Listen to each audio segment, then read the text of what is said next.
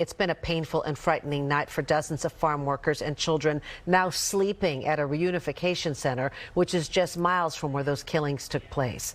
NBC Bay Area's Stephanie Magallon is at the IDES hall where those people are staying. And Stephanie, I know you spoke to some of the families who actually witnessed the shooting.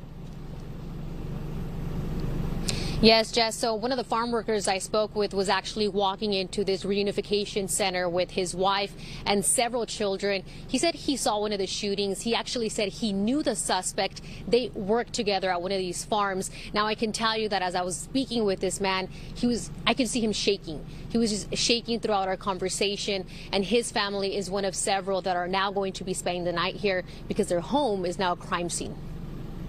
Forced out of their homes by a mass shooting, tonight these families are seeking refuge and learning what friends, co-workers, or family members didn't make it out.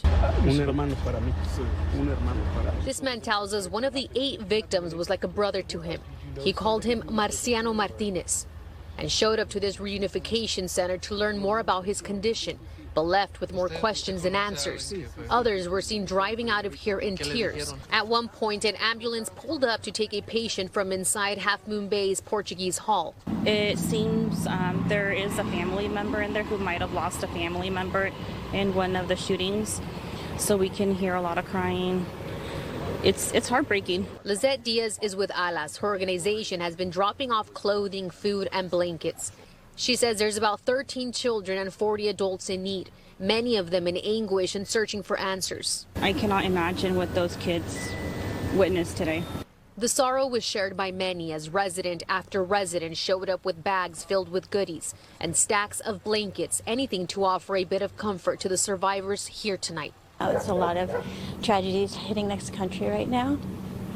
More mass shootings than the number of days in the month, and to hit our small town, it's very shocking. Now, the farm worker I spoke with says that about 25 people were living at the ranch that is now a crime scene. He believes that 2 of the victims were Latinos and the rest were of Asian descent. He was telling me that after tonight, they may have to stay in a hotel. That situation is really unclear. But not too long ago, I did see a van come and pick up several families from the reunification center.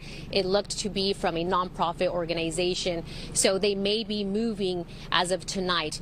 Right now, as you can see, there's not too much traffic with people going in and out. However, organizations are still asking those who can to please come and drop off blankets, clothing, and they're specifically asking for warm food. Live in Half Moon Bay, I'm Stephanie Magallon, NBC Bay Area News.